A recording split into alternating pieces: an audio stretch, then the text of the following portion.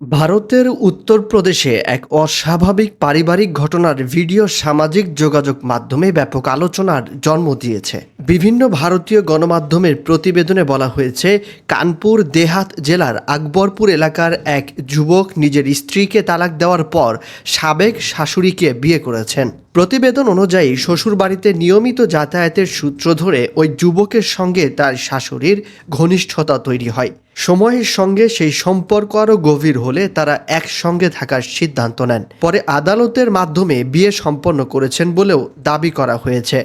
Viral হওয়া ভিডিওতে দেখা যায় আদালত প্রাঙ্গণে দাঁড়িয়ে আছেন নবদম্পতি। তাদের গলায় ফুলের মালা এবং হাতে রয়েছে বিয়ের নথিপত্র। এ সময় তারা নিজেদের সম্পর্ককে স্বীকৃতি দেওয়ার কথাও বলেন। ঘটনাটি নিয়ে সামাজিক যোগাযোগ মাধ্যমে মিশ্র প্রতিক্রিয়া দেখা গেলেও এখন পর্যন্ত এ বিষয়ে কোনো আনুষ্ঠানিক অভিযোগের তথ্য পাওয়া যায়নি। Multimedia desk, BT24 report.